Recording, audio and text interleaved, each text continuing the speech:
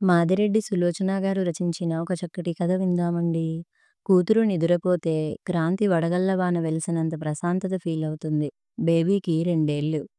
సామాన్లు సర్దటంలో ఆరితేరిన అమ్మాయి పడకగది తలుపులు చేరవేసి డ్రాయింగ్ రూంలోకి వచ్చి వార్తాపత్రిక చేతిలోకి తీసుకుంది. కాలింగ్ బెల్ మ్రోగింది. విసుక్కుంటూ తలుపు తీసింది. పోస్ట్ మ్యాన్ 2 కవర్లు ఇచ్చి వెళ్ళిపోయాడు. ఒకటి మామగారు రాశారు. క్షేమ సమాచారాలు మాత్రమే ఉన్నాయి. రెండవ కవరు మీది దస్తూరి చూస్తూనే ఆనందంతో గంతులు వేయాలనిపించిందేమో. కూనిరాగం తీయిస్తూ కుర్చీలో కూర్చుంది. శుభలేఖ మాత్రమే కనిపించింది. ఇది వట్టి ఫూల్ అని స్నేహితురాలను తిట్టుకొని శుభలేఖ చూసింది. చిరంజీవి సౌభాగ్యవతి రాధను చిరంజీవి ప్రసాద్ ఎంఎస్ యుఎస్ఏ అని ఉంది. తారీఖు స్థలం చూసుకొని మరోసారి సంతోషపడింది. రాధా క్రాంతి 1వ తరగతి నుండి బీఎస్సీ వరకు కలిసి చదువుకున్నారు. మంచి స్నేహం ఉంది. క్రాంతి తల్లికి చదివించే స్తోమత లేక వివాహం చేసింది. రాధ అమెరికా వెళ్ళింది పై చదువుల కోసము. క్రాంతి సంసారంలో మునిగి తేలుతూ ఉత్తరాలు రాయటం అశ్రద్ధ చేస్తుంది. బహుశా రాధకు చదువు మూలాన తీరిక ఉండదేమో. ఈరోజు 3 సంవత్సరాల తరువాత శుభలేఖ వచ్చింది. తప్పక స్నేహితురాలు వివాహానికి వెళ్ళాలని నిశ్చయించుకుంది. ఢిల్లీలో క్రాంతి భర్తకు ఉద్యోగము. 2.5 సంవత్సరాల క్రితం ఢిల్లీ వచ్చింది. మళ్ళీ హైదరాబాద్ వెళ్ళనే లేదు. దాదాపు 1500 జీతం వచ్చినా మామూలు జీవితం గడపడం కష్టమైపోతుంది. ధరల పెరుగుడు, తోటివారితో సమంగా ఉండాలనే తాపత్రయము, కుటుంబ భారము తల ఎత్తుకోనివ్వవు. ఏ నెలకా నెల ఇంతో అంత మిగల్చాలనుకుంటారు. కానీ అప్పు లేకుండా బ్రతకడమే ఓ వరంలా అనిపిస్తుంది. తల్లిని చూడాలని ఉన్నా ఆమెకు తనకు ఛార్జీలు ఇచ్చి పిలుచుకుపోయే శక్తి లేదు. అందుకే పురుడు కూడా ఢిల్లీలో పోసుకుంది. క్రాంతి భర్త కూడా హద్దులు ఆజ్ఞలు అంటూ హడావిడి చేసే మనిషి కాకపోయినా పరిస్థితులు అర్థం చేసుకోలేనంత అమాయకురాలేం కాదు. సాయంత్రము భర్త వచ్చేసరికి ఉత్సాహంగా ఎదురు వెళ్ళింది. ఏమిటోయ్ చాలా ఉత్సాహంగా ఉన్నావు? బూట్లు విప్పుకుంటూ అడిగాడు. మా రాధ పెళ్ళండి. ఈసారి తప్పక వెళ్ళాలి అన్నది. మీ రాధ పెళ్లి తర్వాత గాని మా సింగుగారింట్లో పార్టీకి వెళ్ళకపోతే మన పెళ్లి చేస్తాడు. ఏం మనుషులండి. నా స్నేహితురాలు పెళ్లి వార్త చెబితే మీ స్నేహితుని పార్టీ ముఖ్యం అంటారేం? తిరిగి చూసేసరికి శ్రీనివాస్ లేడు. అక్కడ అతను బాత్రూంలో దూరినట్టున్నాడు. ఛీ, ఇదంతా ఇంట్లో కూర్చుని తింటూ ప్రతి పైసాకు అతని మీద ఆధారపడటం వల్లే ఇంత నిర్లక్ష్యం. ఈసారి బేబీ పెద్దదవుతుంది. ఏదైనా చిన్న ఉద్యోగం చూసుకోవాలి అనుకుంది క్రాంతి. టీ త్రాగి ఇద్దరూ సింగ్ ఇంటికి వెళ్ళారు. అప్పటికే అందరూ చేరారు అక్కడికి. ఒకరిపై ఒకరు జోకులు విసురుకుంటూ భోజనంతో పాటు కబుర్లు, భోజనము చేస్తున్నారు. క్రాంతి మాత్రం మౌనంగా ఆలోచిస్తుంది. రాధ పెద్ద చదువులు చదివింది. చదువు వల్ల సంస్కారము, విశాల భావాలు అబ్బుతాయి. తనకు చదువుకునే అవకాశాలుండి కూడా చదువుకోలేకపోయింది. ఏమోయ్ శ్రీనివాస్, మీ ఆవిడకు మౌనవ్రతమా ఏమిటి? శాస్త్రి అడిగాడు. బయటనే ఈ ఫోజు, ఇంట్లో నేనే మౌనం వహించాలి అన్నాడు. అందరూ నవ్వారు. ఆమె ఆలోచనా స్రవంతికి గండిపడింది. పార్టీ అయ్యేసరికి 11 గంటలు దాటాయి. వస్తూనే నిద్ర వస్తుందని పడుకున్నాడు శ్రీనివాస్. హమ్కు డర్ లగతా మేం సాబ్, యహీ సో జావు. పనిపిల్ల చున్నీ అడిగింది. అచ్చా, ఓ దుప్పటి తెచ్చి ఇచ్చింది. ఆమె మనసును ముసిరిన ఆలోచనలు ఎంతకూ తెగటం లేదు. క్రాంతి లే. ఉలిక్కిపడి లేచింది. టీపాయ్ మీద టీపాట్ పెట్టి ఉంది. పక్కనున్న కుర్చీలో కూర్చొని పేపర్ చేతిలోకి తీసుకున్నాడు అతను. చున్నీ వెళ్ళిపోయిందా? ఆ, బేబీకి పాలు త్రాగించిందిలే. టీ ఎవరు చేశారు? నేనే. త్వరగా బ్రష్ చేసుకురా. ఉదయమే 1 గంట సమయం వారికి మాట్లాడుకోవటానికి దొరుకుతుంది. టీ త్రాగుతూ పేపరు చూస్తూ పాప అల్లరి ముచ్చటగా చూస్తూ కాలం గడుపుతారు. క్రాంతి తువాలుతో ముఖం అద్దుకుంటూ వచ్చింది. అతను టీ ముట్టుకోలేదు. మళ్ళీ ఇదో ఫోజు అనుకుని టీ కలిపి ఇచ్చింది అతనికి. ఏమిటి అంత గంభీరంగా ఉన్నావ్? ఏం లేదు. లేదంటే నాకు తెలియదేమిటి? మీ రాధ వివాహానికి వెళ్ళాలనే కదా? ఆలోచన ఉండగానే సరా, ఆచరించే స్వాతంత్రము లేదు కదా? జానతనము దీన్నే అంటారు కాబోలు. వెళ్ళు క్రాంతి, మీ అమ్మగారిని చూసినట్లుంటుంది.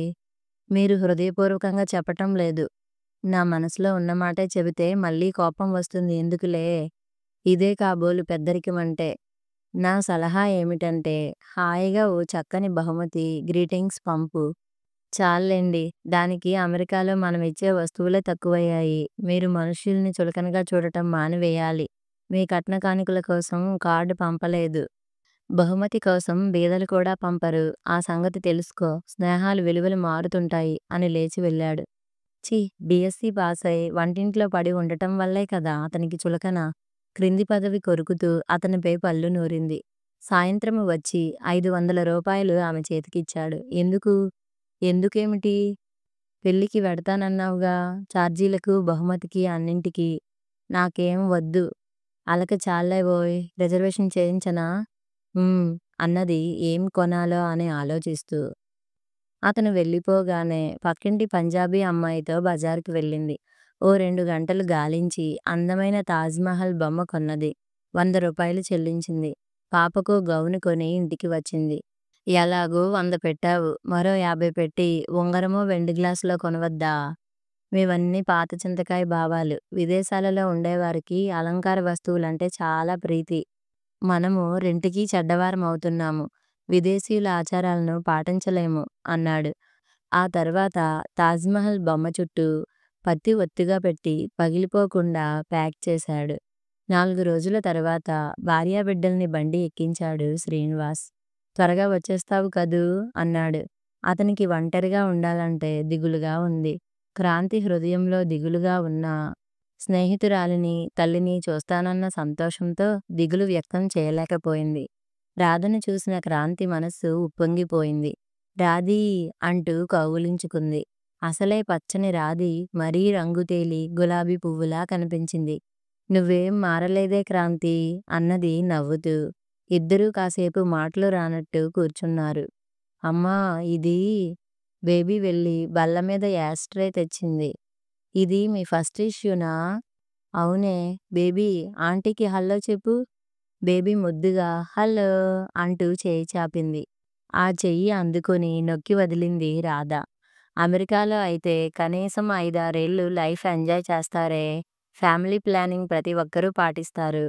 అలాగా కాస్త చిన్నబుచ్చుకుంది క్రాంతి. మళ్ళీ జవాబు చెప్పింది. వారికి మనకున్నంత బాధ్యత ఉండదు కదే. పెళ్ళి, చదువులు అంటూ హైరానా పడరు. నాకు 25, ఆయనకు 30. ఇంకా ఆలస్యంగా పుట్టే పిల్లలు సమస్యగా తయారవుతారు కదా! అఫ్‌కోర్స్. ఇదిగో ప్రసాద్ వస్తున్నాడు లేచింది. Meet my close friend Kranti. My would be పరిచయం చేసింది. ఇద్దరూ నమస్కరించుకున్నారు. విడిదేమిటి డియర్ బోర్ కొడుతుంది. అతను కూర్చొని సిగరెట్టు వెలిగించుకున్నాడు. పేకాడదామా? రాధ అడిగింది. ఓ యస్. రాధ పేక తెచ్చి కలుపసాగింది. రాధీ నేను వెళ్ళి అమ్మని చూసి వస్తానే అన్నది కూతుర్ని ఎత్తుకొని. ఓ బాయ్. సరాసరి వచ్చేస్తావా? వెళ్ళు ముహూర్తం వేళకి వచ్చేయి. ముందే వచ్చేస్తాను. క్రాంతి ఇంటికి వచ్చింది. తల్లితో మాట్లాడుతున్నా మనసంతా రాధ దగ్గరే ఉన్నది. కూతుర్ని తల్లి దగ్గరే వదిలి పెళ్లివారింటికి వెళ్ళింది. నలుగురు ముత్తైదువులు పూలజడ, పాదాలకు పారాణి పెడుతున్నారు. ఒంటి నిండా నగలతో మెరిసిపోతుంది రాధ. అత్తయ్యా పనో అని పరుగులు పెడుతున్నావు. నువ్వు వెళ్ళు. క్రాంతి వచ్చింది అన్నది బుగ్గన చుక్క పెట్టించుకుని పాపిటి సేరు తగిలించుకుంది. క్రాంతికి నవ్వు వచ్చింది. పెళ్ళి అవగానే పిల్లలు పుట్టకూడదన్న అమెరికా వాళ్ళు ఏ వయసుకా ముచ్చట అని చెప్పలేదేమో అనుకుంది. ఆ తరువాత రాధ బంధువులు రావడంతో క్రాంతి ఉనికే మర్చిపోయింది. క్రాంతి బాధపడింది. కానీ వెంటనే ఛీ నాకు ప్రాముఖ్యత ఇస్తుంది కాబట్టే నిర్లక్ష్యం చేయగలిగింది. వారితో మర్యాద కోసం మాట్లాడుతుంది అనుకుని నవ్వుకుంది. వివాహము ముగిసింది. అందరితో పాటు తను తెచ్చిన కానుక అందజేసింది స్నేహితురాలికి. ఫోటోలు, అల్లరి, గోలగా ఉంది పెళ్లి పందిరి. మరో రోజు మళ్ళీ రావచ్చని తన ఇంటికి బయలుదేరింది. ఈ రాధకేం తెలియదు. కనిపించిన వారికల్లా కార్డ్స్ ఇప్పించింది. అడ్డమైన మూక వచ్చి చేరారు విసుక్కుంటుంది రాధ అత్త. అక్కడే ఒక పేద కుటుంబం కూర్చుని ఉంది. వాళ్ళ అబ్బాయి అమెరికాలో ఉన్నాడట. రాధకు చాలా సహాయం చేశాడట. రాధ ఆ కృతజ్ఞతతో పిలిచింది. వారి పేదరికం ఇంట్లో వారికి గిట్టలేదు. ఈ భావం ఉన్నవారు ఆహ్వానాలు పంపకూడదు అనుకుంది. ఇంటికి తిరిగి వచ్చింది. రెండవ రోజు ఒకసారి స్నేహితురాలికి కనిపించాలని వెళ్ళింది క్రాంతి. రావే క్రాంతి, ఆయన గారేమో స్నేహితులతో వెళ్ళారు. భోజనానికే వస్తానన్నారు. బోర్ కొడుతుంది అన్నది రాధ. బంధువులెవరూ లేనట్టున్నారు. ఇల్లు నిశ్శబ్దంగా ఉంది. పేకాడదామా? నీకొచ్చా? ఏదో కొద్దిగా. ఇద్దరూ పేక కలిపారు. అరగంట గడిచేసరికి పేక విసిరికొట్టి లేచింది రాధ. ఏయ్ ఫూల్, కొద్దిగా అంటూ చాంపియన్లా ఆడుతున్నావే. వారు వద్దనుకున్నా లోపల నుండి రాధ తల్లి, అత్త మాటలు వినిపిస్తున్నాయి. వచ్చిన బహుమతుల మీద రన్నింగ్ కామెంటరీ జరుగుతుంది. క్రాంతికి అక్కడ ఉండాలని లేదు. వస్తానే లేచింది. రాధా, ఓ 10 నిమిషాలు ఇలా రావే. ఇంగ్లీషులో ఉన్నాయి కొన్ని పేర్లు. ఈ బహుమతుల లిస్టు రాసుకోవద్దు? మేనత్త పిలిచింది. రావే క్రాంతి, ఈ పొద్దులంటే బోర్. నువ్వు చెప్పు. చేయి పట్టి స్నేహితురాల్ని లాక్కుపోయింది. రాధ ఇచ్చినవారి పేరు, ధర ఉజ్జాయింపుగా చెబుతుంది. క్రాంతి పట్టిక తయారు చేస్తుంది. ఆ తోలుముఖం సన్యాసిరావు గాడిచ్చాడా ఈ టీ షర్టు? వాడి కూతురికి వెండి గ్లాసు ఇచ్చాము. మేనత్త మూతి తిప్పింది. ఈ టీ షర్టు ఖరీదు ఎంత ఉంటుందే క్రాంతి? రాధ అడిగింది. 25 రూపాయలన్నా ఉంటుంది. ఇదిగో అమ్మాయ్, ఢిల్లీలో అంత ధర ఉంటుందేమో. ఇక్కడ రోడ్డు పక్కన బోలెడున్నాయి. 10 రూపాయలు రాయవే. పక్కింటి లలితమ్మ మిల్క్ బాయిలర్ ఇచ్చిందే, ముక్కున వేలించుకుందామే. ముగ్గురి కూతుళ్లకు 3 వెండి కుంకుమ భరిణెలిచ్చాము. అసలు నువ్వు మాట్లాడకు వదినా, నాకు మండిపోతుంది. వెండి బంగారం పెడితే మనది మనకు వస్తుందే అని నువ్వు కాదు కానుకలు ఇప్పించింది, రాధ తల్లి అన్నది. తల్లిని అత్తను మందలిస్తుందేమోనని స్నేహితురాలి వంక చూసింది. రాధకి అవేం వినిపించినట్టే తను వెంట తీసుకువెళ్ళే వస్తువులు ఏరి పక్కన పెట్టుకుంటుంది. క్రాంతికి గాబరాగా ఉంది. తన పెళ్లిలో చిన్న దిద్దుల జత కానుకగా ఇచ్చింది రాధ. ఇప్పుడెలా? ఈ తాజ్మహల్ బొమ్మ ఎవరిదో? క్రాంతి శ్రీనివాస్, రాధ చటుక్కున చెప్పింది. దాన్ని దూరంగా పెట్టింది ఆమె. మా అంతస్తుకు సరితూగవని నెట్టినట్టు అనుభూతి చెందింది క్రాంతి. మీరు అమెరికాలో డెకరేషన్కు చాలా ప్రాముఖ్యత ఇస్తారట. అందుకే ఈ బొమ్మ తెచ్చాను రాధా అన్నది విడియంగా. ఇప్పుడేమైందే? అమ్మా, ఆ బొమ్మ నేను తీసుకువెళ్ళే సామానుతో పెట్టు. దాని కాలు విరిగిపోయిందే రాధా, తల్లి అన్నది. విరిగింది ఇవ్వకూడదని తెలియదా క్రాంతి? మేనత్త అడిగింది. లేదండి, నేను స్వయంగా కొన్నాను. మరి ఎట్లా విరిగింది? విరిగే వస్తువులు విరుగుతూనే ఉంటాయి. తీసుకువెళ్ళు, అమ్మాయి ఆడుకుంటుంది. ఆవిడ దాన్ని విరిగిన కాలును చూపింది. క్రాంతి రాధ వంక చూసింది. ఆమె ఏం మాట్లాడలేదు. క్రాంతికి భూమి కదిలినట్టు అనిపించింది. విరిగింది తాజ్మహల్ బొమ్మ కాదు, ఆమె హృదయంలో స్నేహానికి కట్టుకున్న పవిత్రమైన గోపురం. రాధ అత్త తిరిగి ఇచ్చింది తాజ్మహల్ బొమ్మ కాదు, ధనవంతుల తత్వానికి నిర్వచనము. ఆమె కళ్ళ ముందు ఎంతో శ్రద్ధగా కూర్చొని ప్యాక్ చేసే భర్త కనిపించాడు. కానుక అంటే కలకాలం తమను గుర్తుకు తెచ్చేవి, అభిమానానికి చిహ్నాలు.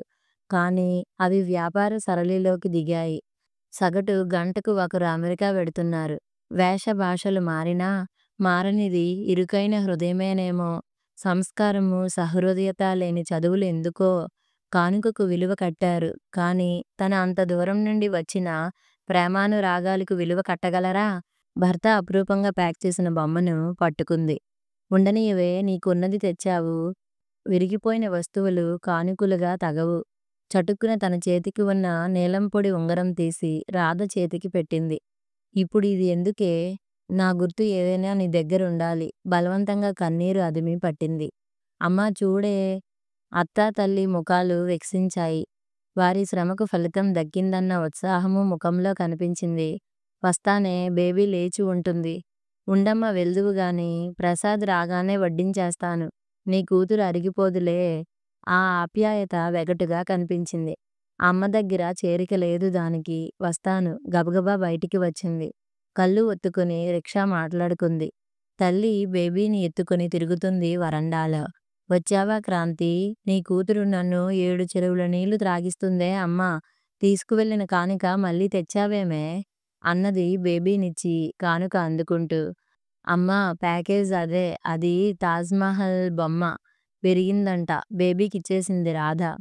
ఎంత గొప్పవాళ్ళైనా ఇంత అందమైన బొమ్మనెలా ఇచ్చుకుంటారే? ఉండు. అతికించి బల్లమీద పెడతాను. పద భోజనం చేద్దువు. కడుపు నిండుగా ఉందమ్మా అన్నది. తల్లి రేడియో పెట్టింది.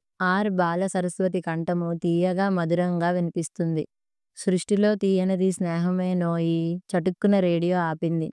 నీకా పాటంటే ఎంతో ఇష్టం కదే? పాటకు అర్థం మారిపోయిందమ్మా. సృష్టిలో తీయనిది డబ్బు ఒక్కటే అన్నది వేదాంతిలా. ఆమె కళ్ళముందు తొక్కుడు బిళ్ళలు, బొమ్మలాటలు, కోలాటాలు ఎన్నో గిరగిరా తిరిగాయి. ఒక్క సత్యం కళ్ళముందు నిల్చుంది. ప్రొద్దు పొడిచే దగ్గర తనుంటే, ప్రొద్దు గ్రుంకే దగ్గర రాధ ఉంది. మార్పు సహజమేనని సంతృప్తి పడింది. ఏమిటో దీని వాలకం ఇది. తల్లి విసుక్కుంటూ వెళ్ళిపోయింది. కథ సమాప్తం.